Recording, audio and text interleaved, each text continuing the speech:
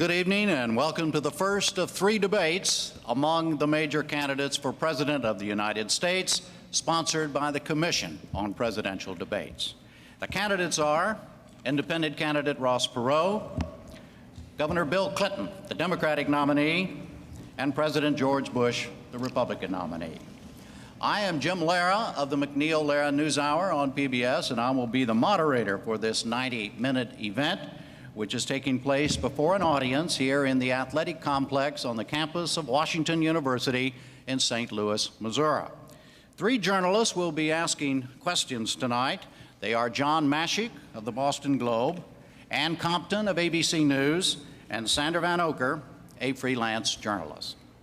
We will follow a format agreed to by representatives of the Clinton and Bush campaigns. That agreement contains no restrictions on the content or subject matter of the questions. Each candidate will have up to 2 minutes for a closing statement. The order of those, as well as the questioning, was determined by a drawing. The first question goes to Mr. Perot. He will have 2 minutes to answer, to be followed by rebuttals of 1 minute each from Governor Clinton and then President Bush. Gentlemen, good evening. Good evening, Jim. The first topic tonight is what separates each of you from the other. Mr. Perot, what do you believe tonight is the single most important separating issue of this campaign? I think the principal issue that separates me is that 5.5 million people came together on their own and put me on the ballot. I was not put on the ballot by either of the 2 parties. I was not put on the ballot by any PAC money, by any foreign lobbyist money, by any special interest money. This is a movement that came from the people. This is the way the framers of the Constitution intended our government to be, a government that comes from the people. Over time, we have developed a government that comes at the people, that comes from the top down, where the people are more or less treated as objects to be programmed during the campaign with commercials and media events and fear messages and personal attacks and things of that nature. The thing that separates my candidacy and makes it unique is that this came from millions of people in 50 states all over this country who wanted a candidate that worked and belonged to nobody but them. I go into this race as their servant, and I belong to them. So this comes from the people. Governor Clinton, 1 minute response. The most important distinction in this campaign is that I represent real hope for change, a departure from trickle-down economics, a departure from tax and spend economics to invest and grow. But before I can do that, I must challenge the American people to change, and they must decide. Tonight I say to the President, Mr. Bush, for 12 years, you've had it your way, you've had your chance, and it didn't work. It's time to change. I want to bring that change to the American people, but we must all decide first we have the courage to change for hope and a better tomorrow. President Bush, 1 minute response, sir. Well, I think one thing that distinguishes is experience. I think we've dramatically changed the world. I'll talk about that a little bit later, but the changes are mind-boggling for world peace. Kids go to bed at night without the same fear of nuclear war. And change for change's sake isn't enough. We saw that message in the late 70s, and we heard a lot about change, and what happened? The misery index went right through the roof. But my economic program, I think, is the kind of change we want, and the way we're going to get it done is we're going to have a brand new Congress. A lot of them are thrown out because of all the scandals. I'll sit down with them, Democrats and Republicans alike, and work for my agenda for American renewal, which represents real change. But I'd say if you had to separate out, I think it's experience at this level. Governor Clinton, how do you respond to the President on the question? You have 2 minutes on the question of experience. He says that is what distinguishes him from the other 2 of you. I believe experience counts, but it's not everything. Values, judgment, and the record that I have amassed in my state also should count for something. I've worked hard to create good jobs and to educate people.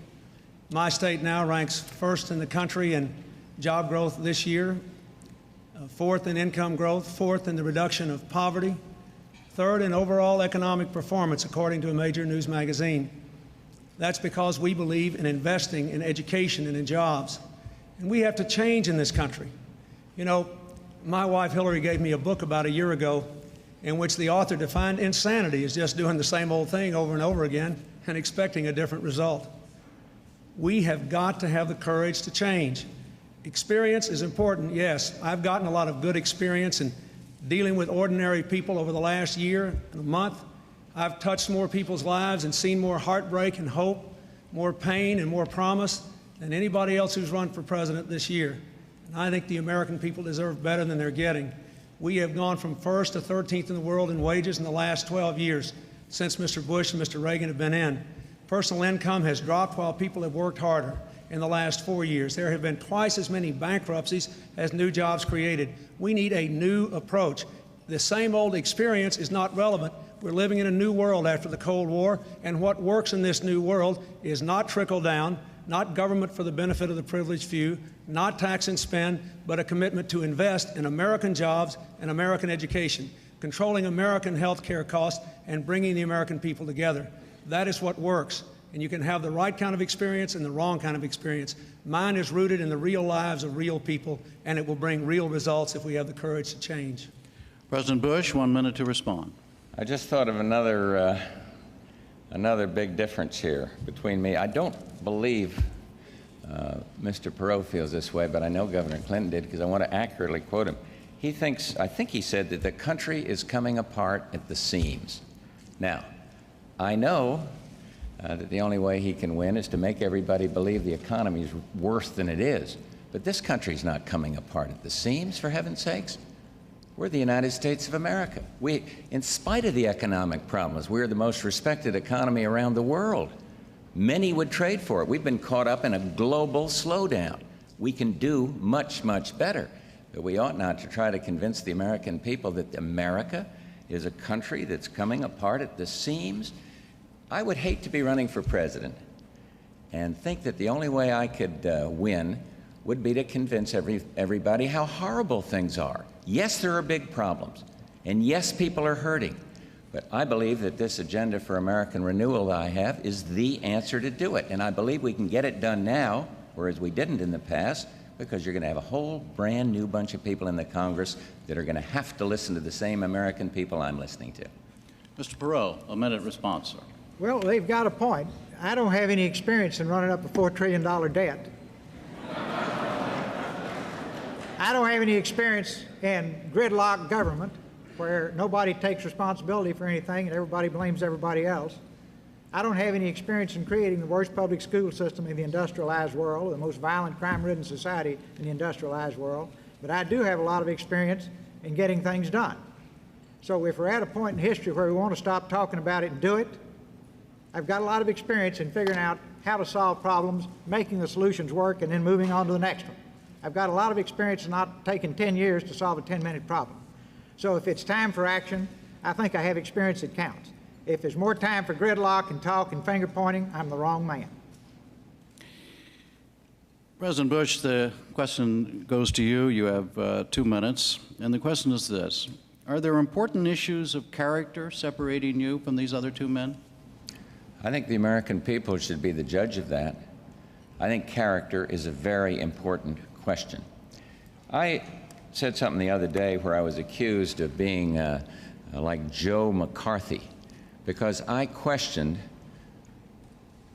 I put it this way, I think it's wrong to demonstrate against your own country or organize demonstrations against your own country in foreign soil. I just think it's wrong. That maybe they say, well, it's a youthful indiscretion. I was 19 or 20 flying off an aircraft carrier, and that shaped me to be Commander-in-Chief of the Armed Forces. And I'm sorry, but demonstrating, it's not a question of patriotism, it's a question of character and judgment. They get on me, Bill's gotten on me about read my lips, and when I make a mistake, I'll admit it. But he has not admitted a mistake, and I just find it impossible to understand how an American can demonstrate against his own country in a foreign land, organizing demonstrations against it when young men are held prisoner in Hanoi or kids out of the ghetto were drafted. Some say, well, you're a little old-fashioned. Maybe I am, but I just don't think that's right. Now, whether it's character or judgment, whatever it is, I have a big difference here on this issue. And so we'll just have to see how it plays out. But I couldn't do that. And I don't think most Americans could do that. And they all say, well, it was a long time ago. Well, let's admit it then. Say, I made a terrible mistake. How could you be commander-in-chief of the armed forces and have some kid say, when you have to make a tough decision, as I did in Panama or in Kuwait, and then have some kid jump up and say, well, I'm not going to go. The commander-in-chief was organizing demonstrations halfway around the world during another era. So there are differences, but that's about the main area where I think we have a difference. I don't know about, we'll talk about that a little with Ross here in a bit. Mr. Perot, you have 1 minute.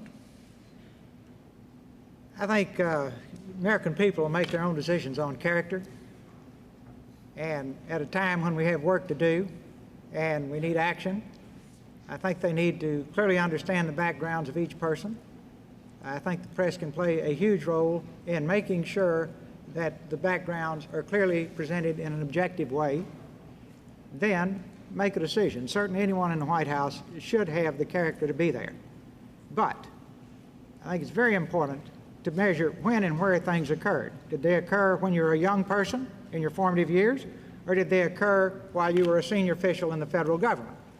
When you're a senior official in the federal government spending billions of dollars of taxpayers' money, and you're a mature individual, and you make a mistake, then that was on our ticket. If you make it as a young man, time passes. So I would say just, look at all three of us, decide who you think will do the job, pick that person in November, because believe me, as I've said before, the party's over, and it's time for the cleanup crew. And we do have to have change, and people who never take responsibility for anything when it happens on their watch, and people who are in charge. Your time is up. Time is up. More later. More. Governor Clinton, you have 1 minute. Ross gave a good answer, but I've got to respond directly to Mr. Bush. You have questioned my patriotism. You even brought some right-wing congressmen into the White House to plot how to attack me for going to Russia in 1969, 1970, when over 50,000 other Americans did. Now, I honor your service in World War II. I honor Mr. Perot's service in uniform and the service of every man and woman who ever served, including Admiral Crowell, who was your chairman of the Joint Chiefs and who's supporting me. But when Joe McCarthy went around this country attacking people's patriotism, he was wrong. He was wrong. And a senator from Connecticut stood up to him named Prescott Bush. Your father was right to stand up to Joe McCarthy. You were wrong to attack my patriotism. I was opposed to the war, but I love my country. And we need a president who will bring this country together, not divide it. We've had enough division. I want to lead a unified country. All right, we move now to the subject of taxes and spending. The question goes to Governor Clinton for a 2-minute answer. It will be asked by Ann Compton. Governor Clinton, can you lock in a level here tonight on where middle-income families can be guaranteed a tax cut, or at the very least, at what income level they can be guaranteed no tax increase?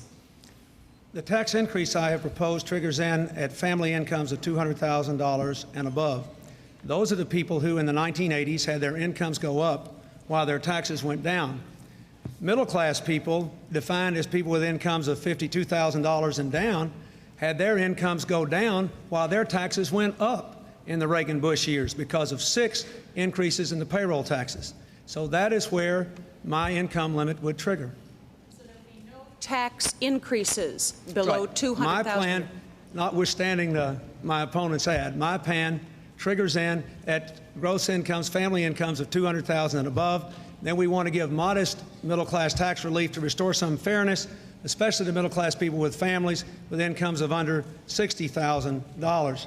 In addition to that, the money that I raise from upper-income people and from asking foreign corporations just to pay the same income on their income earned in America that American corporations do, will be used to give incentives back to upper-income people. I want to give people permanent incentives, an investment tax credit like President Kennedy and the Congress inaugurated in the early 60s to get industry moving again, a research and development tax credit, a low-income housing tax credit, a long-term capital gains proposal for new business and business expansions. We've got to have no more trickle-down. We don't need across-the-board tax cuts for the wealthy for nothing. We need to say, here's your tax incentive if you create American jobs the old-fashioned way.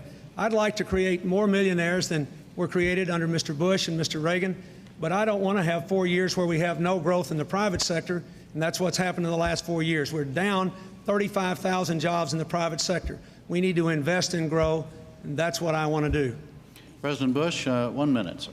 Well, I have to correct one thing. I didn't question the man's patriotism. I questioned his judgment and his character.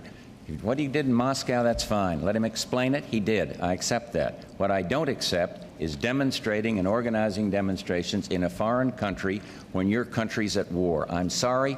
I cannot accept that. In terms of this one on taxes, spells out the biggest difference between us.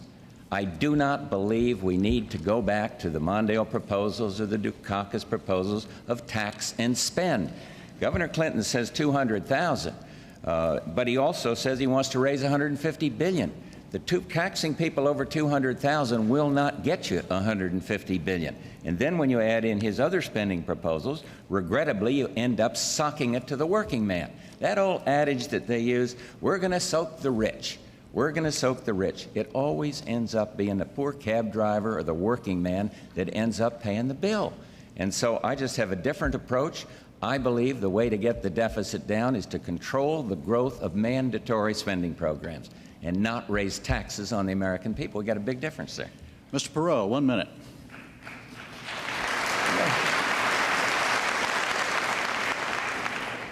We've got to have a growing, expanding job base to give us a growing, expanded tax base. Right now, we have a flat to deteriorating job base, and where it appears to be growing, it's minimum wage jobs. So we've got to really rebuild our job base. That's going to take money for infrastructure and investment to do that. Our foreign competitors are doing it. We're not. We cannot pay off the $4 trillion debt, balance the budget, and have the industries of the future and the high-paying jobs in this country without having the revenue. We're going to go through a period of shared sacrifice. There's one challenge. It's got to be fair. We've created a mess, don't have much to show for it, and we have got to fix it. And that's about all I can say in a minute. Okay. Next question goes to President Bush for a 2-minute answer, and it will be asked by Sandy Vanocur. Mr. President, this past week, your Secretary of the Army, Michael Stone, said he had no plans to abide by a congressional mandate to cut U.S. forces in Europe from 150 to 100,000 by the end of September 1996. Now, why, almost 50 years after the end of World War II, and with the total collapse of the Soviet Union, should American taxpayers be taxed to support armies in Europe when the Europeans have plenty of money to do it for themselves? Well, Senator, that's a good question. And the answer is, for 40-some years, we kept the peace. If you look at the cost of not keeping the peace in Europe, it would be exorbitant. We have reduced the number of troops that are deployed and going to be deployed. I have cut defense spending. And the reason we could do that is because of our fantastic success in winning the Cold War. We never would have got there if we'd gone for the nuclear freeze crowd. Never would have got there if we'd listened to those that wanted to cut defense spending. I think it is important that the United States stay in Europe and continue to guarantee the peace. We simply cannot pull back. Now, when anybody has a spending program they want to spend money on at home, they say, well, let's cut money out of the Defense Department. I will accept and have accepted the recommendations of two proven leaders, General Colin Powell and Secretary Dick Cheney. They feel that the levels we're operating at and the reductions that I have proposed are proper. And so I simply do not think we should go back to the isolation days and start blaming foreigners. We are the sole remaining superpower, and we should be that. And we have a certain disproportionate responsibility. But I would ask the American people to understand that if we make imprudent cuts, if we go too far, we risk the peace. And I don't want to do that. I've seen what it is like to see a war and to see the burdens of a war, and I don't want to see us make reckless cuts. Because of our programs, we have been able to significantly cut defense spending. But let's not cut into the muscle, and let's not cut down our insurance policy, which is participation of American forces in NATO, the greatest peacekeeping organization ever made. Today, you got problems in Europe, still bubbling along, even though Europe's going democracy's route. But we are there, and I think this insurance policy is necessary. I think it goes with world leadership, and I think the levels we've come up with are just about right. Mr. Perot, 1 minute, sir. If I'm poor and you're rich, and I can get you to defend me, that's good. But when the tables get turned, I ought to do my share. Right now, we spend about $300 billion a year on defense. Japanese spend around $30 billion in Asia. The Germans spend around $30 billion in Europe. For example, Germany will spend $1 trillion building infrastructure over the next 10 years. It's kind of easy to do if you only have to pick up a $30 billion tab to defend your country. The European community is in a position to pay a lot more than they have in the past. I agree with the President. When they couldn't, we should have. Now that they can, they should. We sort of seem to have a desire to try to stay over there and control it. They don't want us to control it, very candidly. So it, I think, is very important for us to let them assume more and more of the burden, and for us to bring that money back here and rebuild our infrastructure, because we can only be a superpower if we are an economic superpower, and we can only be an economic superpower if we have a growing, expanding job base. Governor Clinton. 1 minute, sir. I agree with the general statement Mr. Bush made. I disagree that we need 150,000 troops to fulfill our role in Europe. We certainly must maintain an engagement there. There are certainly dangers there. There are certainly other trouble spots in the world which are closer to Europe than to the United States. But two former defense secretaries recently issued a report saying that 100,000 or slightly fewer troops would be enough, including President Reagan's former defense secretary, Mr. Carlucci. Many of the military experts whom I consulted on this agreed. We're going to have to spend more money in the future on military technology and on greater mobility, greater airlift, greater sea lift, the V-22 airplane. We're going to have to do some things that are quite costly, and I simply don't believe we can afford, nor do we need, to keep 150,000 troops in Europe, given how much the Red Army, now under the control of Russia, has been cut. The arms control agreement concluded between Mr. Bush and Mr. Yeltsin, something I have applauded. I don't think we need 150,000 troops. Let me make one other point. Mr. Bush talked about taxes. He didn't tell you that he vetoed a middle-class tax cut because it would be paid for by raising taxes on the wealthy, and vetoed an investment tax credit paid for by raising taxes on the wealthy. All right, we go now to Mr. Perot for a 2-minute question, and it will be asked by John Mashek. Mr. Perot, you talked about fairness just a minute ago on sharing the pain. As part of your plan to reduce the ballooning federal deficit, you've suggested that we raise gasoline taxes 50 cents a gallon over 5 years. Why punish the middle-class consumer to such a degree? It's 10 cents a year cumulative. It finally gets to 50 cents at the end of the 5th year.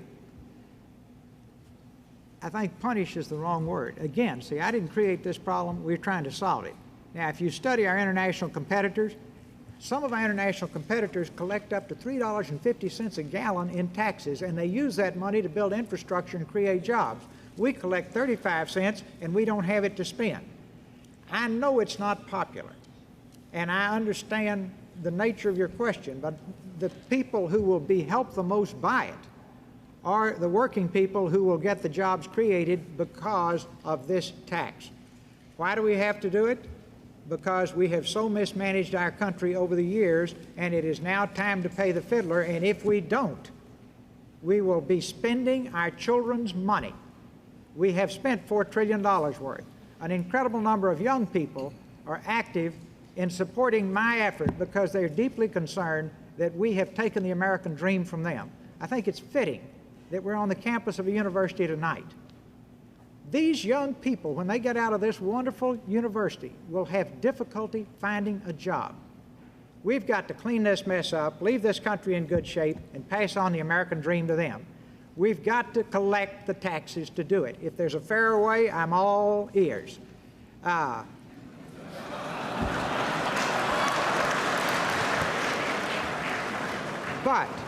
But, see, let me make it very clear. If people don't have the stomach to fix these problems, I think it's a good time to face it in November. If they do, then they will have heard the harsh reality of what we have to do. I'm not playing Lawrence Welk music tonight. All right, Governor Clinton, you have a minute, sir. I think Mr. Perot has confronted this deficit issue, but I think it's important to point out that we really have two deficits in America, not one. We have a budget deficit in the federal government, but we also have an investment, a jobs, an income deficit. People are working harder for less money than they were making 10 years ago, 2/3 of our people. A $1,600 drop in average income in just the last 2 years. The problem I have with the Perot prescription is that almost all economists who've looked at it say that if you cut the deficit this much, this quick, it will increase unemployment, it will slow down the economy. That's why I think we shouldn't do it that quickly. We have a disciplined reduction in the deficit of 50% over the next 4 years, but first, get incentives to invest in this economy, put the American people back to work. We've got to invest and grow. 9 Nobel Prize-winning economists and 500 others, including numerous Republican and Democratic business executives, have endorsed this approach because it offers the best hope to put America back to work and get our incomes rising instead of falling. President Bush, 1 minute, sir. The question was on fairness. I just disagree with Mr. Perot. I don't believe it is fair to slap a 50-cent a gallon tax over whatever many years on the people that have to drive for a living, people that go long distances. I don't think we need to do it. You see, I have a fundamental difference. I agree with what he's talking about in trying to get the spending down and the discipline, although I think we ought to totally exempt Social Security. But he's talking tough medicine, and I think that's good. I disagree with the tax and spend philosophy. You see, I don't think we need to tax more and spend more and then say that's going to make the problem better, and I'm afraid that's what I think I'm hearing from Governor Clinton. I believe what you need to do is some of what Ross is talking about, control the growth of mandatory spending and get taxes down. He's mentioned some ways to do it, and I agree with those. I've been talking about getting a capital gains cut forever, and his friends in Congress have been telling me that's a tax break for the rich. It would stimulate investment. I'm for an investment tax allowance. I am for a first-time a tax break for first-time home buyers, and with this new Congress coming in, gridlock will be gone, and I'll sit down with them and say, let's get this done. But I do not want to go the tax and spend route. All right, let's move on now to the subject of jobs. The first question goes to President Bush for 2 minutes, and John will ask that question. John? Mr. President, last month you came to St. Louis to announce a very lucrative contract for McDonnell Douglas to build F-15s for Saudi Arabia. In today's Post-Dispatch, a retired saleswoman, a 75-year-old woman named Marjorie Roberts, asked if she could ask a question of the candidate, said she wanted to register her concern about the lack of a plan to convert our defense-oriented industries into other purposes. How would you answer her?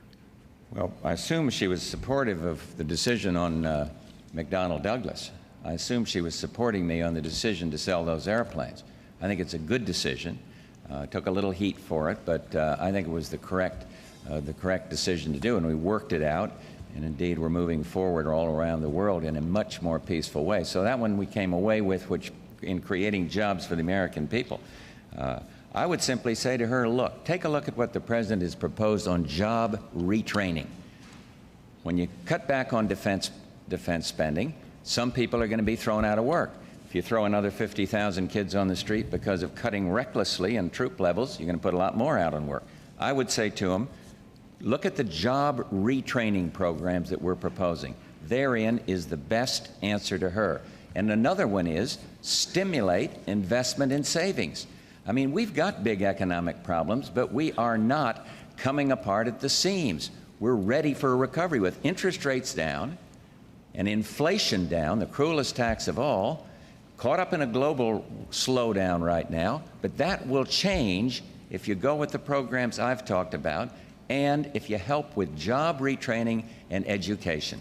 I am a firm believer that our America 2000 education problem is the answer. A little longer run, it's going to take a while to educate, but it is a good program. So her best hope for short term is job retraining if she was thrown out of work at a defense plant. But tell her it's not all that gloomy. We're the United States. We faced tough problems before. Look at the misery index when the Democrats had both the White House and the Congress. It was just right through the roof. Now, we can do better. And the way to do better is not to tax and spend, but to retrain, get that control of the mandatory spending programs. I am much more optimistic about this country than some. Mr. Perot? Mr. Perot, you have 1 minute, sir. Well, your defense industries are going to have to convert to civilian industries. Many of them are. And the sooner they start, the sooner they'll finish. And there will be a significant transition. And it's very important that we not continue to let our industrial base deteriorate. We had someone who I'm sure regrets said it in the president's staff, said he didn't care whether we made potato chips or computer chips. Well, anybody that thinks about it cares a great deal. Number one, you make more making computer chips than you do potato chips. Number two, 19 out of 20 computer chips that we have in this country now come from Japan. We've given away whole industries. So as we phase these industries over, there's a lot of intellectual talent in these industries. A lot of these people and industries can be converted to the industries of tomorrow. And that's where the high-paying jobs are. We need to have a very carefully thought-through phase over. Now, we practice 19th century capitalism. The rest of the world practices 21st century capitalism. We've got, I can't handle that in a minute, but I hope we can get back into it later. In the rest of the world, the countries and the businesses would be working together to make this transition in an intelligent way. Governor Clinton, you have 1 minute, sir. We must have a transition plan to convert from a defense to a domestic economy. No other nation would have cut defense as much as we already have without that. There are 200,000 people unemployed in California alone because we have cut defense without planning to retrain them and to reinvest in the technologies of the future here at home. That is what I want to do. This administration may say they have a plan, but the truth is they have not even released all the money, the paltry sum of money that Congress appropriated. I want to take every dollar by which we reduce defense and reinvest it in technologies for the 21st century, in new transportation and communication and environmental cleanup technologies. Let's put the American people to work, and let's build the kind of high-tech, high-wage, high-growth economy that the American people deserve. All right, the next question goes to Mr. Perot for a 2-minute answer. It will be asked by Ann. Ann? Mr. Perot, you talked a minute ago about rebuilding the job base, but is it true what Governor Clinton just said, that means that unemployment will increase, that it'll slow the economy? And how would you specifically use the powers of the presidency to get more people back into good jobs immediately? Step one, the American people send me up there the day after election. I'll get with the Congress. We won't even wait till inauguration. And I'll ask the president to help me, and I'll ask his staff to help me. And we will start putting together teams to take all the plans that exist and do something with them. Please understand, there are great plans lying all over Washington. Nobody ever executes. It's like having a blueprint for a house you never built. You don't have anywhere to sleep. Now, our challenge is to take these things, do something with them. Step one, you want to put America back to work, clean up the small business problem. Have one task force that work on that. The second, you've got your big companies that are in trouble, including the defense industries. Have another one on that. Have a third task force on new industries of the future to make sure we nail those for our country and they don't wind up in Europe and Asia. Convert from 19th to 21st century capitalism. See, we have an adversarial relationship between government and business. Our international competitors that are cleaning our plate have an intelligent relationship between government and business and a supportive relationship. Then have another task force on crime, because next to jobs, our people are concerned about their safety. Health care, schools, one on the debt and deficit, and finally in that 90-day period before the inauguration, put together the framework for the town hall and give the American people a Christmas present. Show them by Christmas the first cut at these plans. By the time Congress comes into session, to go to work, have those plans ready to go in front of Congress, then get off to a flying start in '93 to execute these plans. Now, there are people in this room and people on this stage who have been in meetings when I would sit there and say, is this one we're going to talk about or do something about? Well, obviously, my orientation is let's go do it. Now, put together your plans by Christmas. Be ready to go when Congress goes. Nail these things. Small business, you've got to have capital, you've got to have credit, and many of them need mentors or coaches. And we can create more jobs there in a hurry than any other place. Governor Clinton, 1 minute. This country desperately needs a jobs program, and my first priority would be to pass a jobs program, to introduce it on the first day I was inaugurated. I would meet with the leaders of the Congress, with all the newly elected members of the Congress. There's many others with whom I could meet between the time of the election and the inauguration, and we would present a jobs program. Then we would present a plan to control health care costs and phase in health care coverage for all Americans. Until we control health care costs, we're not going to control the deficit. It is the #1 culprit. But first, we must have an aggressive jobs program. I live in a state where manufacturing job growth has far outpaced the nation in the last few years, where we have created more private sector jobs since Mr. Bush has been president than have been created in the entire rest of the country, where Mr. Bush's labor secretary said the job growth has been enormous. We've done it in Arkansas. Give me a chance to create these kind of jobs in America. We can do it. I know we can. President Bush, 1 minute. We've got the plan announced for what we can do for small business. I've already put forward things that'll get this country working fast, some of which have been echoed here tonight: investment tax allowance, capital gains reduction, more on research and development, tax credit for first-time home buyers. What I'm going to do is say to Jim Baker when this campaign is over, all right, let's sit down now. You do in domestic affairs what you've done in foreign affairs. Be the kind of the economic coordinator of all the domestic side of the House, and that includes all the economic side, all the training side, and bring this program together.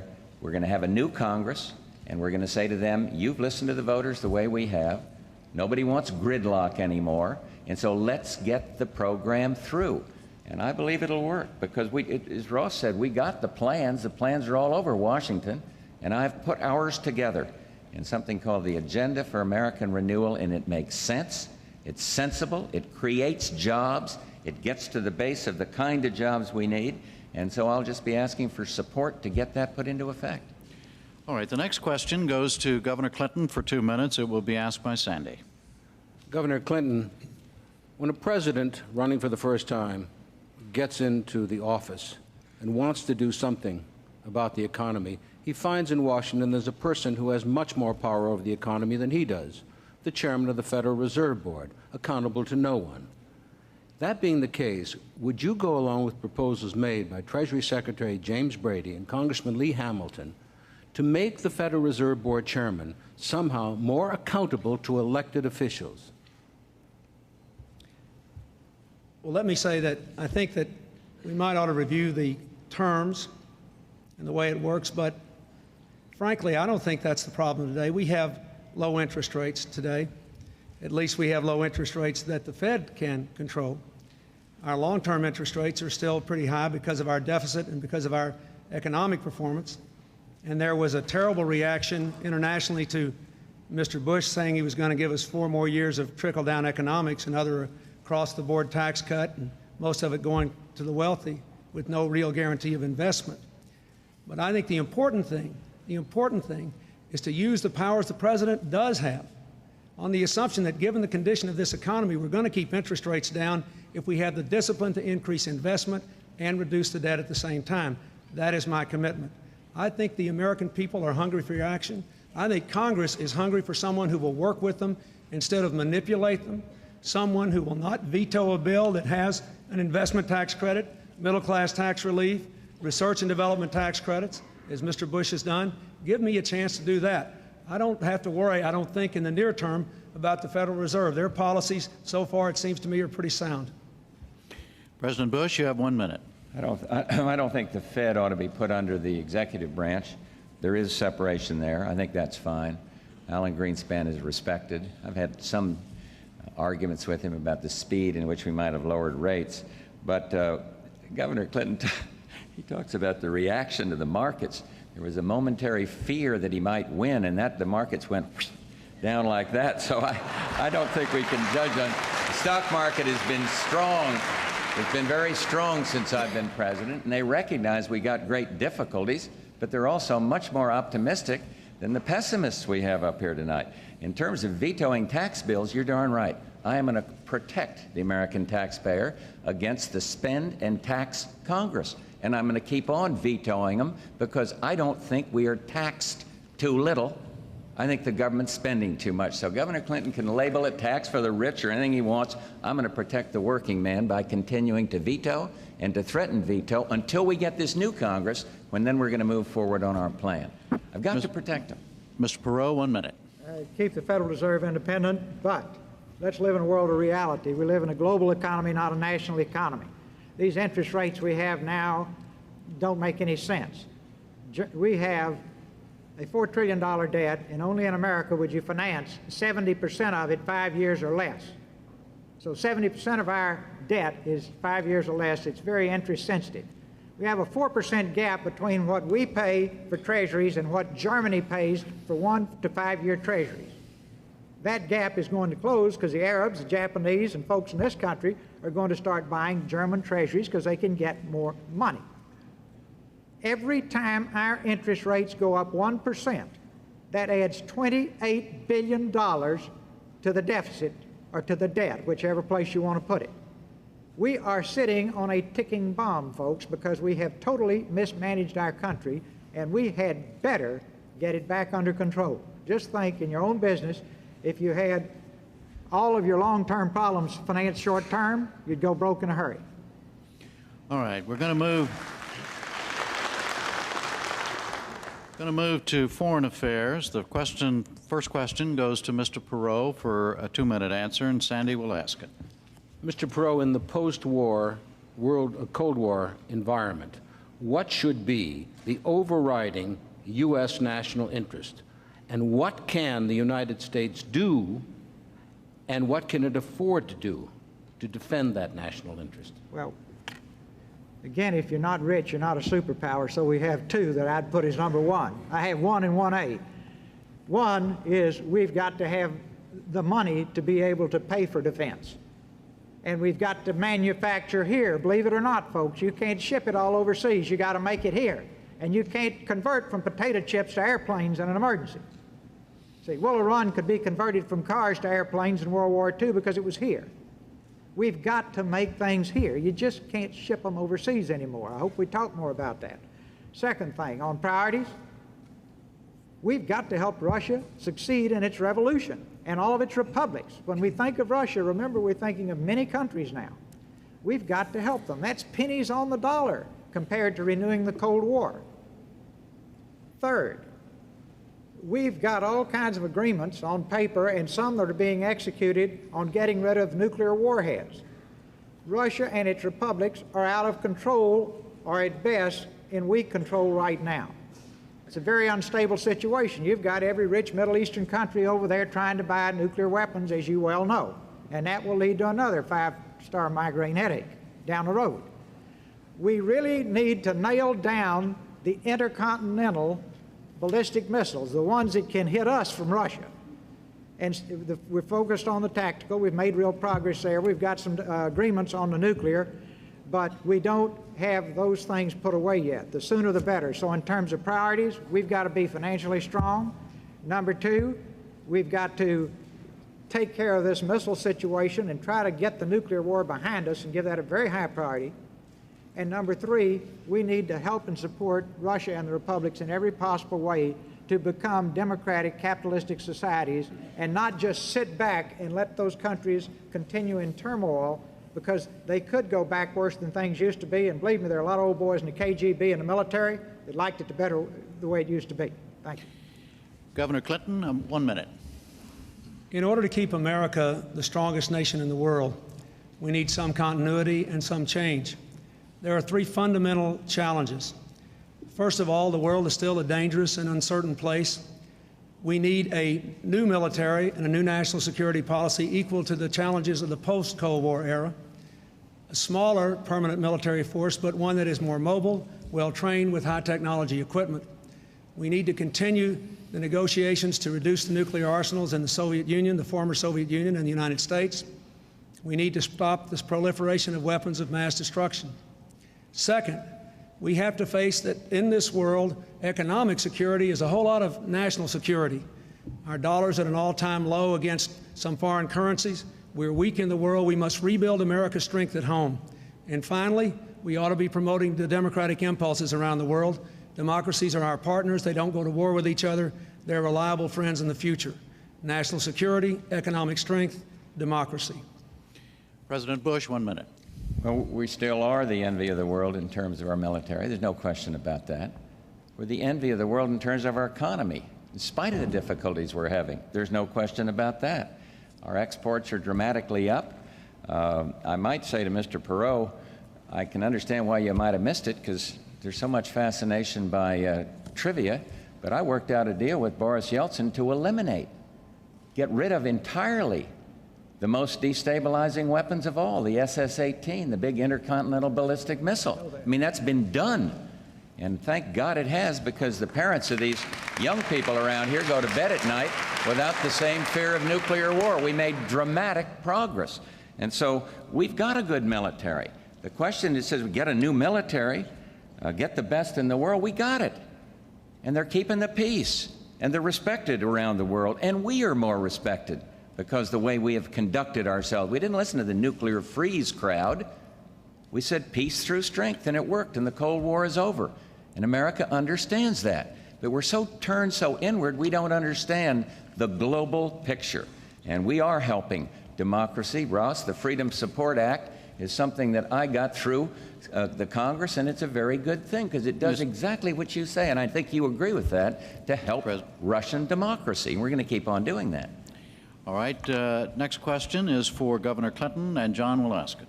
Governor Clinton, you've accused the president of coddling tyrants, including those in Beijing. As president, how would you exert U.S. power to influence affairs in China? I think our relationships with China are important, and I don't think we want to isolate China. But I think it is a mistake for us to do what this administration did when all those kids went out there carrying the Statue of Liberty in Tiananmen Square. Mr. Bush had 2 people in secret to toast the Chinese leaders and basically tell them not to worry about it. They rewarded him by opening negotiations with Iran to transfer nuclear technology. That was their response to that sort of action. Now that voices in the Congress and throughout the country have insisted that we do something about China, look what has happened. China has finally agreed to stop sending us products made with prison labor, not because we coddled them, but because the administration was pushed into doing something about it. And recently, the Chinese have announced that they're going to lower some barriers to our products, which they ought to do, since they have a $15 billion trade surplus with the United States under Mr. Bush, the second biggest surplus of all, second to Japan. So I would be firm. I would say, if you want to continue most favored nations status for your government-owned industries as well as your private ones, observe human rights in the future. Open your society. Recognize the legitimacy of those kids that were carrying the Statue of Liberty. If we can stand up for our economic interests, we ought to be able to pursue the democratic interests of the people in China, and over the long run, they'll be more reliable partners.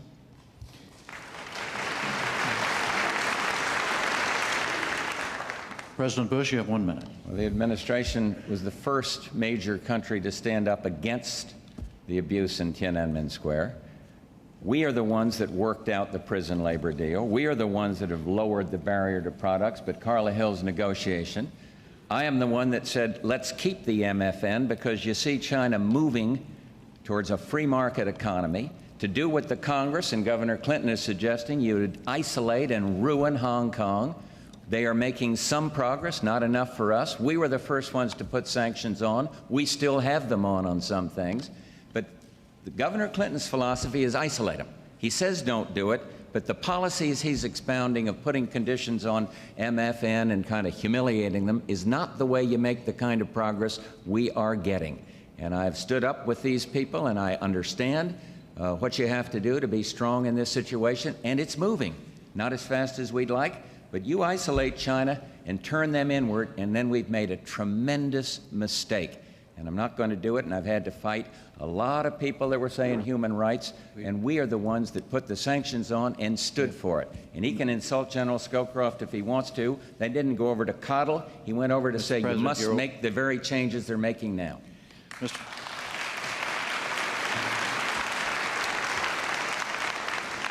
1 minute, Mr. Perot.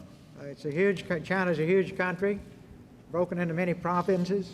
It has some very elderly leaders that will not be around too much longer. Capitalism is growing and thriving across big portions of China. Asia will be our largest trading partner in the future. It will be a growing and a closer relationship. We have a delicate, tight wire walk that we must go through at the present time to make sure that we do not cozy up to tyrants, to make sure that they don't get the impression that they can suppress their people. But time is our friend there, because their leaders will change in not too many years, worst case. And their country is making great progress. One last point on the missiles. I don't want the American people to be confused. We have written agreements, and we have some missiles that have been destroyed. But we have a huge number of intercontinental ballistic missiles that are still in place in Russia. The fact that you have an agreement is one thing.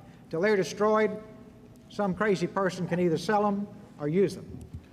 All right, the next question goes to President Bush for a 2-minute answer, and Ann will ask it. Mr. President, how can you watch the killing in Bosnia and the ethnic cleansing or the starvation and anarchy in Somalia and not want to use America's might, if not America's military, to try to end that kind of suffering? And both of them are very complicated situations. And I vowed something because I learned something from Vietnam. I am not going to commit U.S. forces until I know what the mission is, till the military tell me that it can be completed, until I know how they can come out. We are helping. American airplanes are helping today on humanitarian relief for Sarajevo. It is America that's in the lead in helping with humanitarian relief for Somalia. But when you go to put somebody else's son or daughter into war, I think you got to be a little bit careful, and you have to be sure that there's a military plan that can do this. You have ancient ethnic rivalries that have cropped up as Yugoslavia is dissolved or getting dissolved, and it isn't going to be solved by sending in the 82nd Airborne. And I'm not going to do that as Commander-in-Chief. I am going to stand by and use the moral persuasion of the United States to get satisfaction in terms of prison camps, and we're making some progress there, and in terms of getting humanitarian relief in there. And right now, as you know, the United States took the lead in a no-fly operation up there in a no-fly order up in the United Nations. We're working through the international organizations. That's one thing I learned by forging that tremendous and highly successful coalition against Saddam Hussein, the dictator. Work internationally to do it. I am very concerned about it. I'm concerned about ethnic cleansing. I'm concerned about attacks on Muslims, for example, over there. But I must stop short of using American force until I know how those young men and women are going to get out of there, as well as get in, know what the mission is, and define it. And I think I'm on the right track. Are you designing a mission? Ann, sorry. Time is up. We have to go to Mr. Perot for a 1-minute response. I think if we learned anything in Vietnam, it's you first commit this nation before you commit the troops to the battlefield. We cannot send our people all over the world to solve every problem that comes up. This is basically a problem that is a primary concern to the European community. Certainly, we care about the people, we care about the children, we care about the tragedy, but it is inappropriate for us, just because there's a problem somewhere around the world, to take the sons and daughters of working people, and make no mistake about it, our all-volunteer armed force is not made up of the sons and daughters of the beautiful people. It's the working folks who send their sons and daughters to war, with a few exceptions. Very unlike World War II, when FDR's sons flew missions. Everybody went. It's a different world now. Very important that we not just, without thinking it through, just rush to every problem in the world and have our people torn to pieces. Governor Clinton, 1 minute. I agree that we cannot commit ground forces to become involved in the quagmire of Bosnia or in the tribal wars of Somalia. But I think that it's important to recognize that there are things that can be done short of that, and that we do have interests there. There are, after all, 2 million refugees now because of the problems in what was Yugoslavia, the largest number since World War II. And there may be hundreds of thousands of people who will starve or freeze to death in this winter. The United States should try to work with its allies and stop it. I urged the President to support this air cover, and he did, and I applaud that. I applaud the no-fly zone, and I know that he's going back to the United Nations to try to get authority to enforce it. I think we should stiffen the embargo on the Belgrade government, and I think we have to consider whether or not we should lift the arms embargo now on the Bosnians, since they are in no way in a fair fight with a heavily armed opponent bent on ethnic cleansing. We can't get involved in the quagmire, but we must do what we can. All right, moving on now to divisions in our country. The first question goes to Governor Clinton for 2 minutes, and Ann will ask it. Governor Clinton, can you tell us what your definition of the word family is? A family involves at least one parent, whether natural or adoptive, or foster, and children. A good family is a place where love and discipline and good values are transmuted from the elders to the children. A place where people turn for refuge and where they know they're the most important people in the world. America has a lot of families that are in trouble today. There's been a lot of talk about family values in this campaign. I know a lot about that. I was born to a widowed mother who gave me family values and grandparents. I've seen the family values of my people in Arkansas. I've seen the family values of all these people in America who are out there killing themselves, working harder for less, in a country that's had the worst economic years in 50 years and the first decline in industrial production ever. I think the President owes it to family values to show that he values America's families. Whether there are people on welfare, you're trying to move from welfare to work, the working poor, whom I think deserve a tax break to lift them above poverty if they've got a child in the house and working 40 hours a week, working families who deserve a fair tax system and the opportunity for constant retraining. They deserve a strong economy, and I think they deserve a Family and Medical Leave Act. 72 other nations have been able to do it. Mr. Bush vetoed it twice because he says we can't do something 72 other countries do, even though there was a small business exemption. So with all the talk about family values, I know about family values. I wouldn't be here without them. The best expression of my family values is that tonight's my 17th wedding anniversary, and I'd like to close my question by just wishing my wife a happy anniversary and thanking my daughter for being here.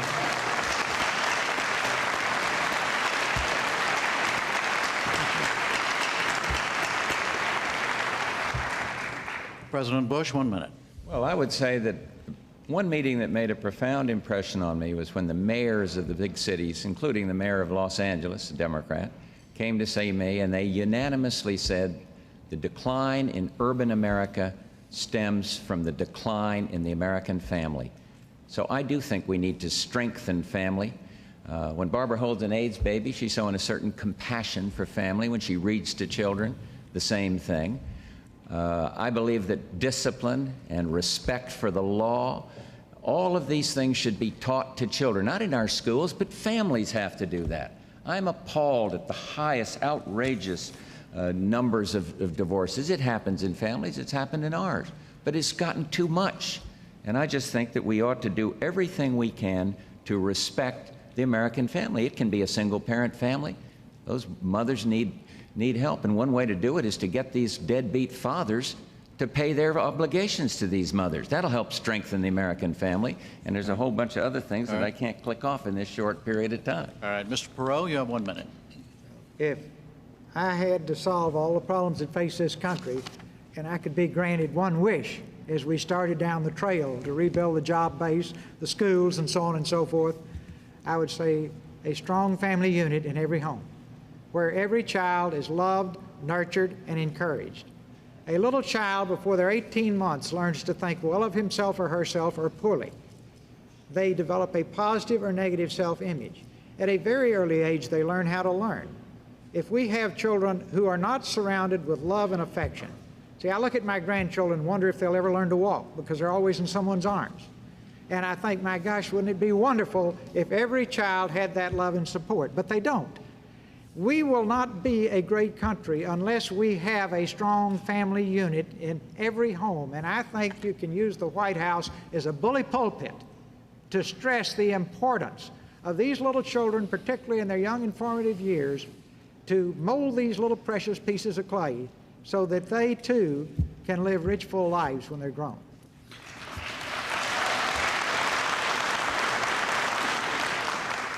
New question, 2-minute answer, goes to President Bush. Sandy will ask it.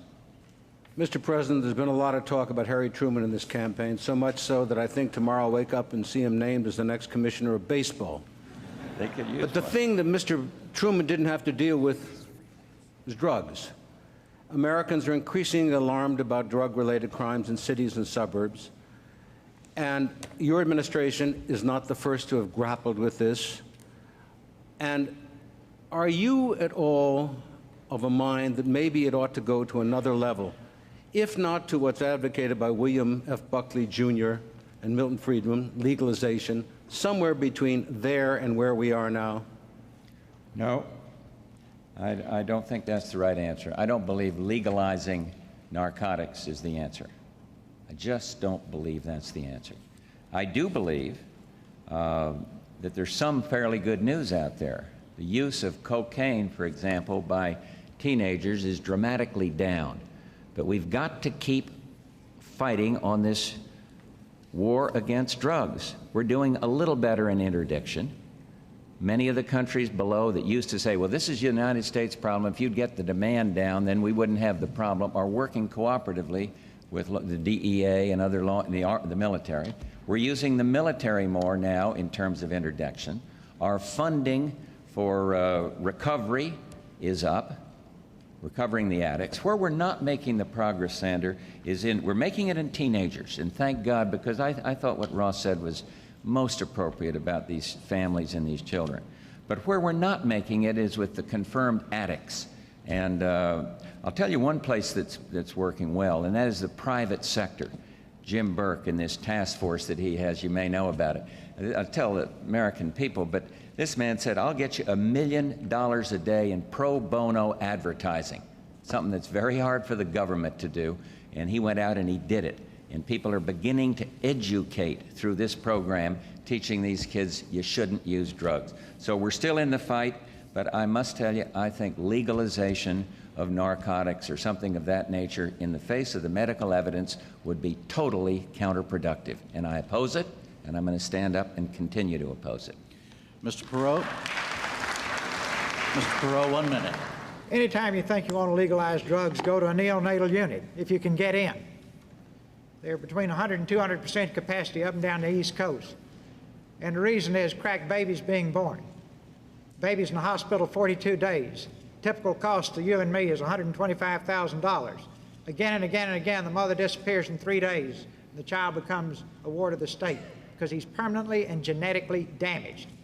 Just look at those little children, and if anybody can even think about legalizing drugs, they've lost me. Now let's look at priorities. You know, we went on the Libyan raid. Remember that one?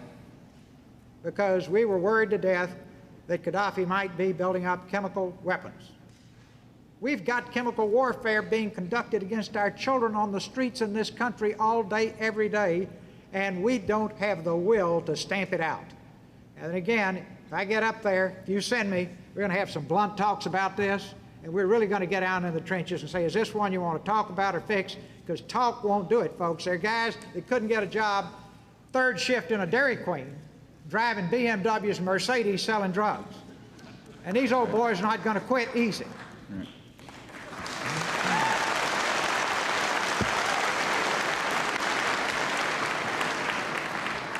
Governor Clinton, 1 minute. Like Mr. Perot, I have held crack babies in my arms. But I know more about this, I think, than anybody else up here because I have a brother who's a recovering drug addict. I'm very proud of him. But I can tell you this, if drugs were legal, I don't think he'd be alive today. I am adamantly opposed to legalizing drugs. He is alive today because of the criminal justice system. That's a mistake. What should we do? First, we ought to prevent more of this on the street. 30 years ago, there were 3 policemen for every crime. Now there are 3 crimes for every policeman. We need 100,000 more police on the street. I have a plan for that. Secondly, we ought to have treatment on demand. Thirdly, we ought to have boot camps for first-time nonviolent offenders so they can get discipline and treatment and education and get reconnected to the community before they're severed and sent to prison where they can learn how to be first-class criminals. There is a crime bill that lamentably was blocked from passage once again, mostly by Republicans in the United States Senate, which would have addressed some of these problems. That crime bill is going to be one of my highest priorities next January if I become president.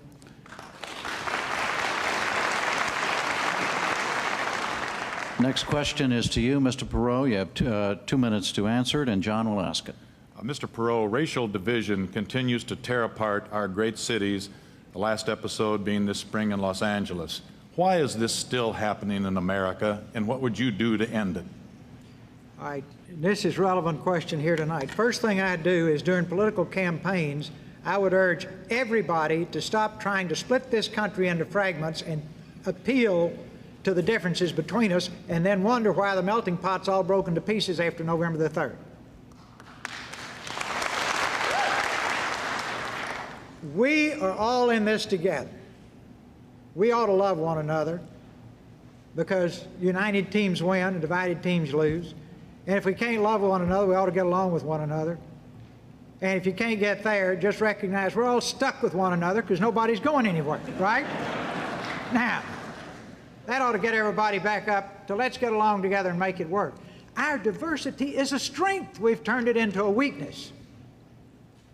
Now, again, the White House is a bully pulpit. I think whoever's in the White House should just make it absolutely unconscionable and inexcusable. And if anybody's in the middle of a speech at a one of these conventions, I would expect the candidate to go out and lift him off the stage if he starts preaching hate, because we don't have time for it. See, our differences are our strengths. We have got to pull together. In athletics, we know it. See, divided teams lose, united teams win. We have got to unite and pull together, and there's nothing we can't do. But if we sit around blowing all this energy out the window on racial strife and hatred, we are stuck with a sure loser, because we have been a melting pot. We're becoming more and more of a melting pot. Let's make it a strength, not a weakness.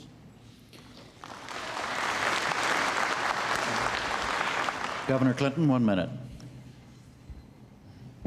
I grew up in the segregated South, thankfully raised by a grandfather with almost no formal education, but with a heart of gold, who taught me early that all people were equal in the eyes of God. I saw the winds of hatred divide people and keep the people of my state poorer than they would have been spiritually and economically. And I've done everything I could in my public life to overcome racial divisions. We don't have a person to waste in this country.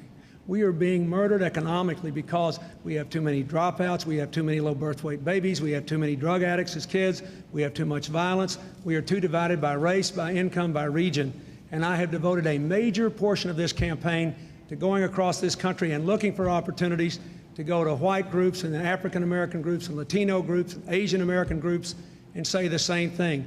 If the American people cannot be brought together, we can't turn this country around. If we can come together, nothing can stop us.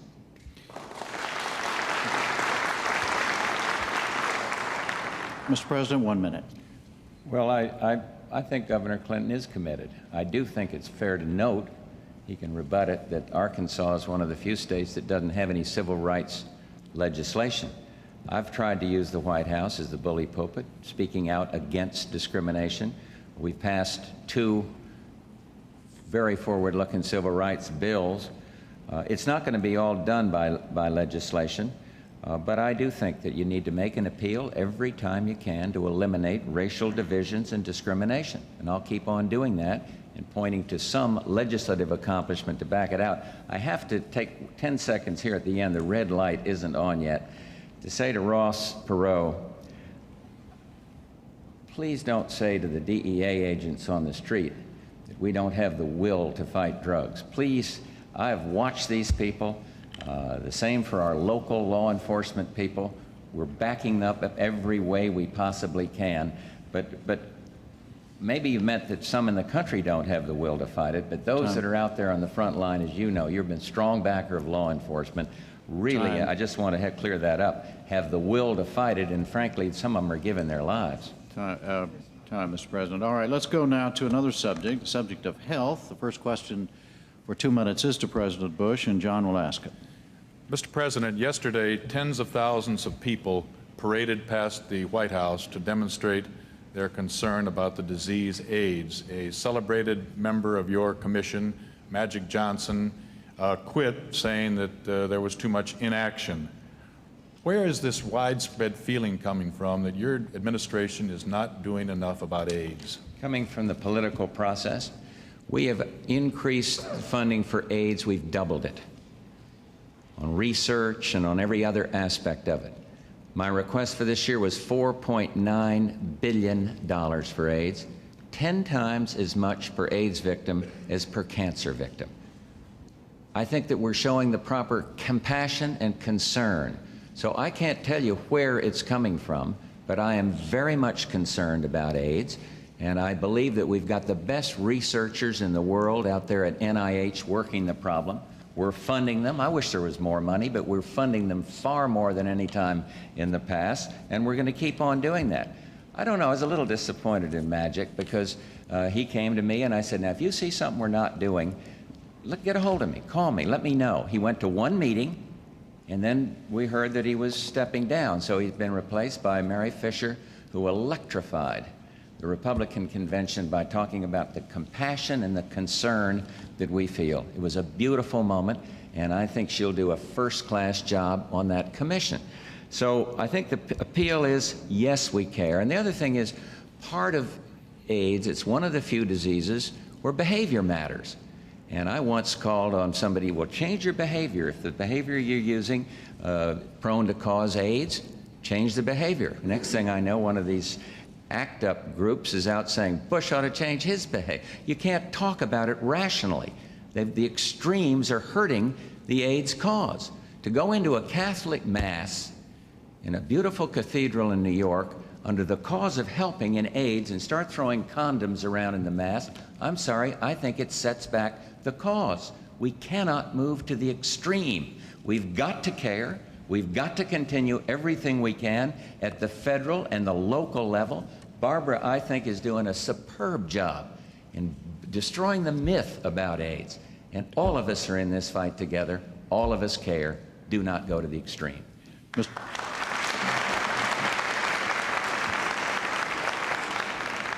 1 minute, Mr. Perot.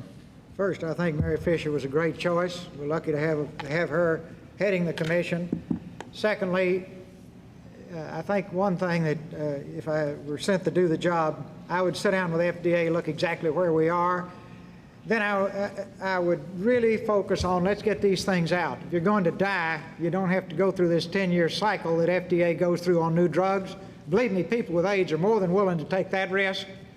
And we could be moving out to the human population a whole lot faster than we are on some of these new drugs. So I think we can expedite the problem there.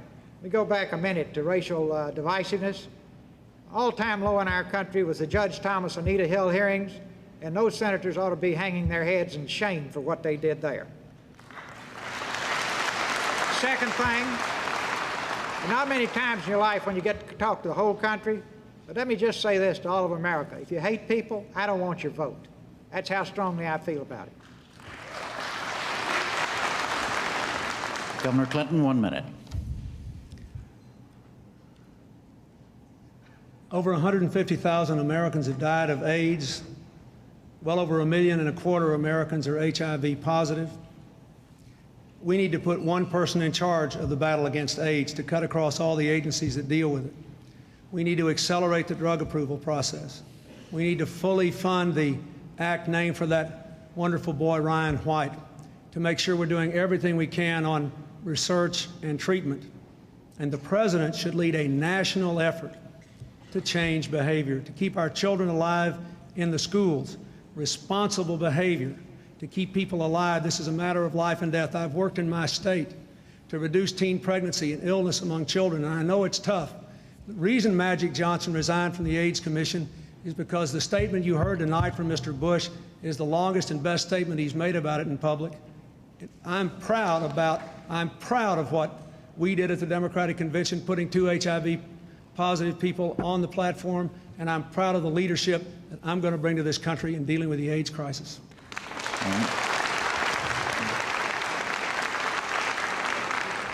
New question for Mr. Perot. You have 2 minutes to answer, and Ann will ask it. Mr. Perot, even if you've got what people say are the guts to take on changes in the most popular, the most sacred of the entitlements, Medicare, people say you haven't a prayer of actually getting anything passed in Washington. Since a president isn't a lone ranger, how in the world can you make some of those unpopular changes? 2 ways. Number one, if I get there, it will be a very unusual and historical event because the people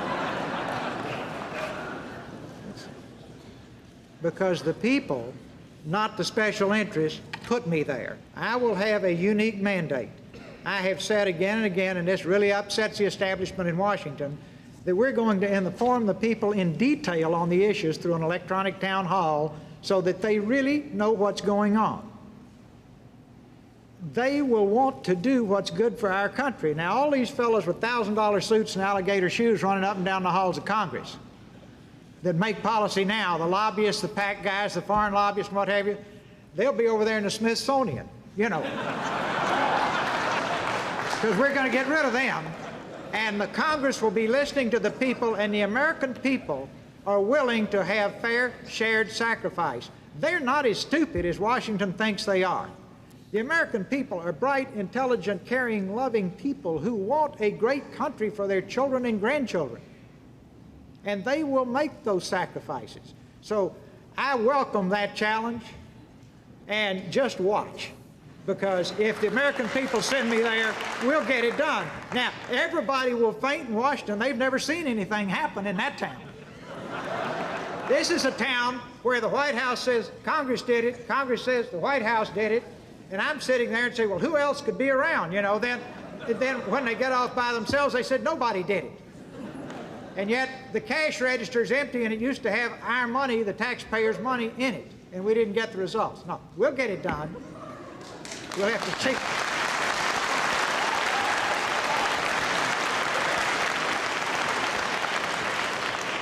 Governor, 1 minute. Ross, that's a great speech, but it's not quite that simple. I mean, look at the facts. Both parties in Washington, the president and the Congress, have cut Medicare. The average senior citizen is spending a higher percentage of income on health care today than they were in 1965 before Medicare came in. The president's got another proposal to require them to pay $400 a year more for the next 5 years.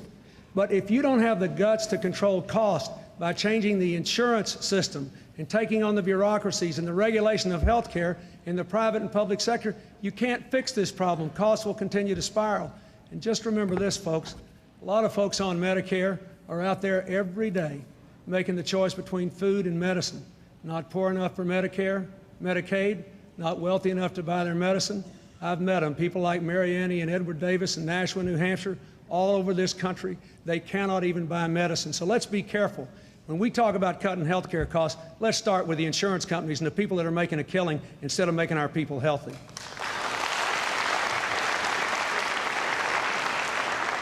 One minute, President Bush. Well, first place, I'd like to clear up something, because every 4 years, the Democrats go around and say, hey, Republicans are going to cut Social Security and Medicare. They started it again.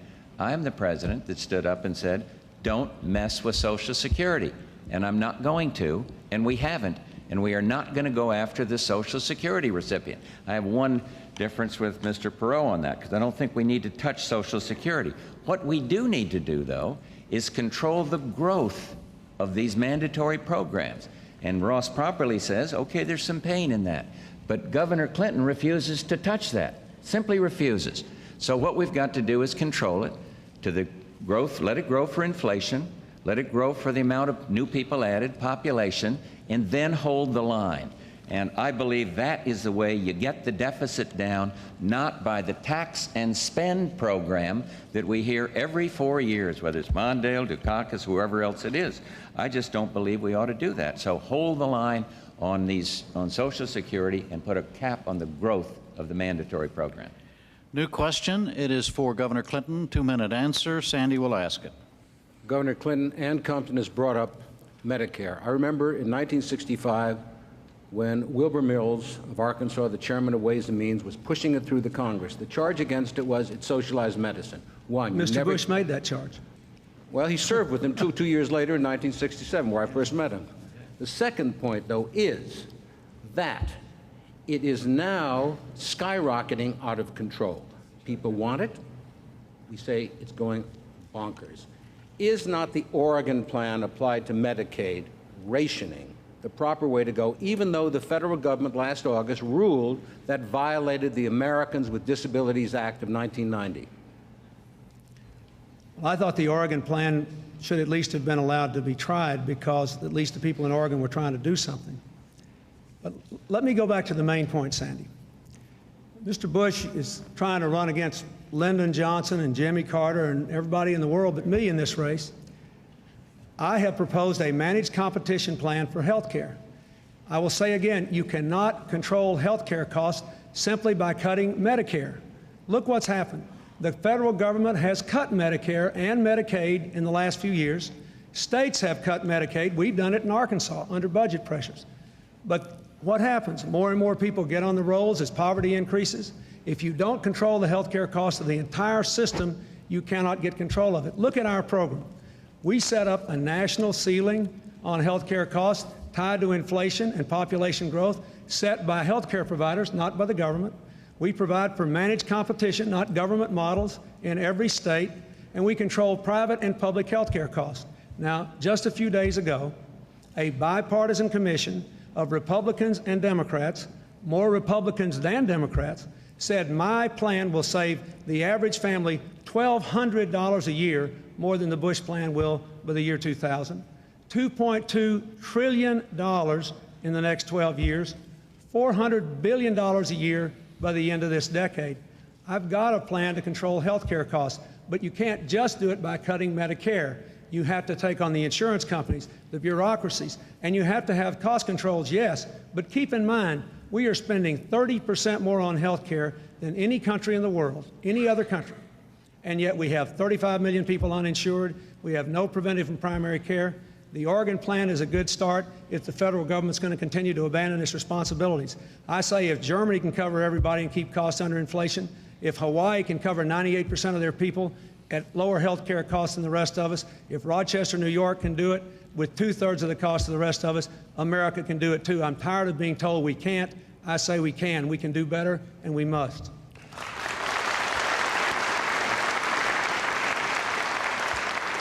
President Bush, 1 minute. Well, I don't have time in 30 seconds or whatever minute to talk about our health care reform plan. Oregon plan made some good sense, but it's easy to dismiss the concerns of the disabled.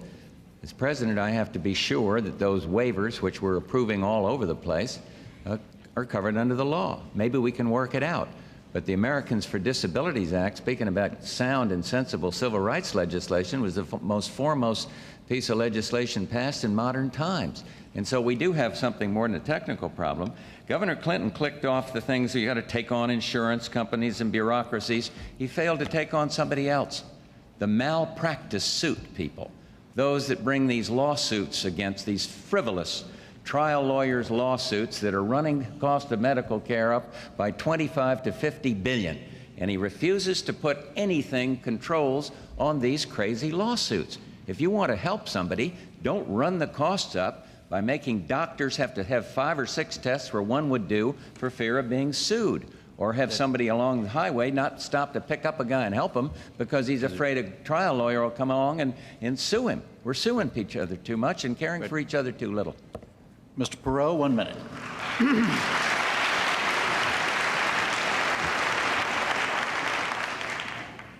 got the most expensive health care system in the world, ranks behind 15 other nations when we come to life expectancy, and 22 other nations when we come to infant mortality. So we don't have the best. Pretty simple, folks. If you're paying more and you don't have the best, if all else fails, go copy the people who have the best who spend less, right? But we can do better than that. Again, we've got plans lying all over the place in Washington. Nobody ever implements them.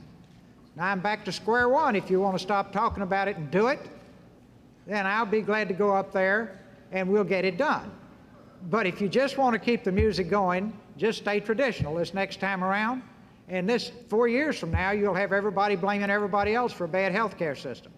Talk is cheap. Words are plentiful. Deeds are precious. Let's get on with it. And that's exactly what we're going to do. That was, in fact, the final question and answer. We're now going to move to closing statements. Each candidate will have up to 2 minutes. The order, remember, was determined by a drawing, and Mr. Perot, you were first. Well, it's been a privilege to be able to talk to the American people tonight. I make no bones about it. I love this country. I love the principle it's founded on. I love the people here. I don't like to see the country's principles violated. I don't like to see the people in a deteriorating economy and a deteriorating country because our government has lost touch with the people. The people in Washington are good people. We just have a bad system. We've got to change the system. It's time to do it because we have run up so much debt that time is no longer our friend. We've got to put our house in order. When you go to bed tonight, look at your children. Think of their dreams. Think of your dreams as a child and ask yourself, isn't it time to stop talking about it? Isn't it time to stop creating images? Isn't it time to do it? Aren't you sick of being treated like an unprogrammed robot? Every 4 years, they send you all kinds of messages to tell you how to vote and then go back to business as usual. They told you at the Tax and Budget Summit that if you agreed to a tax increase, we could balance the budget. They didn't tell you that that same year they increased spending $1.83 for every dollar we increased taxes. That's Washington in a nutshell right there. In the final analysis, I'm doing this for your children, so when you look at them tonight. There's another group that I feel very close to, and these are the men and women who fought on the battlefield, the children, the families, the ones who died, the people who left parts of their bodies over there. I'd never ask you to do anything for me, but I owe you this, and I'm doing it for you. And I can't tell you what it means to me at these rallies when I see you, and you come up, and the look in your eyes, and I know how you feel, and you know how I feel. And then I think of the older people who are retired. They grew up in the Depression. They fought and won World War II. We owe you a debt we can never repay you, and the greatest repayment I can ever give is to recreate the American dream for your children and grandchildren. I'll give it everything I have if you want me to do it.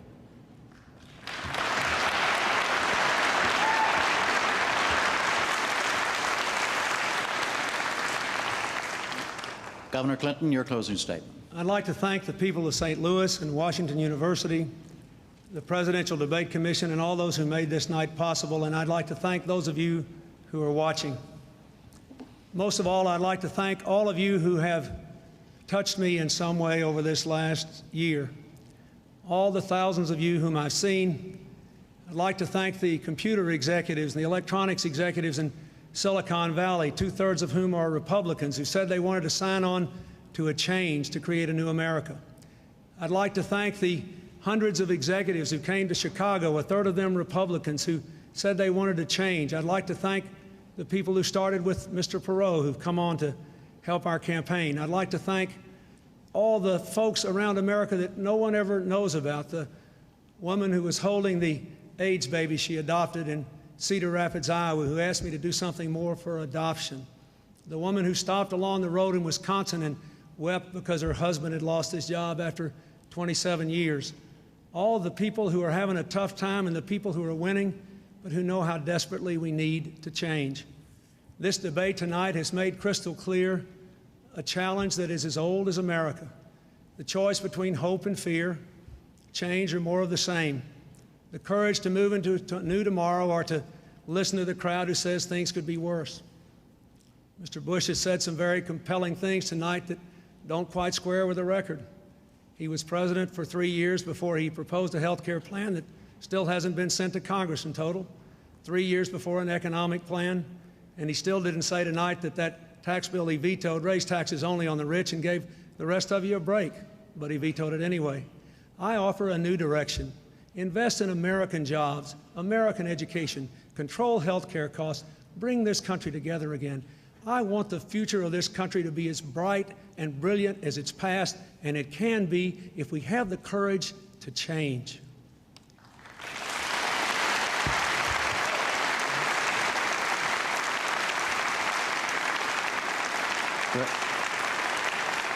President Bush, your closing statement. Well, let me tell you a little what it's like to be president. In the Oval Office, you can't predict what kind of crisis is going to come up. You have to make tough calls. You can't be on one hand this way and one hand another. You can't take different positions on these difficult issues. And then you need a philosophical, I'd call it a philosophical underpinning. Mine for foreign affairs is democracy and freedom. And look at the dramatic changes around the world. Cold War is over. Soviet Union is no more, and we're working with a democratic country. Poland, Hungary, Czechoslovakia, the Baltics are free. Take a look at the Middle East. We had to stand up against a tyrant. The United States came together. We haven't in many, many years. And we kicked this man out of Kuwait. And in the process, as a result of that will and that decision and that toughness, we now have ancient enemies talking peace in the Middle East. Nobody would have dreamed it possible. And I think the biggest dividend of making these tough calls is the fact that we are less afraid of nuclear war. Every parent out there has much less worry that their kids are going to be faced with nuclear holocaust. All this is good. On the domestic side, what we must do is have change that empowers people, not change for the sake of change, tax and spend. We don't need to do that anymore. What we need to do is empower people. We need to invest and save. We need to do better in education. We need to do better in job retraining. We need to expand our exports, and they're going very, very well indeed, and we need to strengthen the American family. I hope, as president, that I've earned your trust. I've admitted it when I make a mistake, but then I go on and help try to solve the problems. I hope I've earned your trust, because a lot of being president is about trust and character. And I ask for your support for 4 more years to finish this job. Thank you very, very much.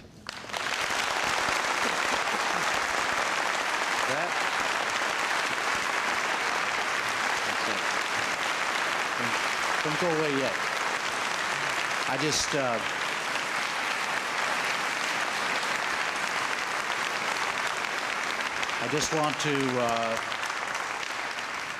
just want to thank the 3 panelists and thank the 3 candidates for participating, President Bush, Governor Clinton, and Mr. Perot. They will appear again together on October the 15th and again on October 19th. The next Tuesday there will be a debate among the 3 candidates for Vice President. And for now, from Washington University in St. Louis, Missouri, I'm Jim Lehrer. Thank you and good night.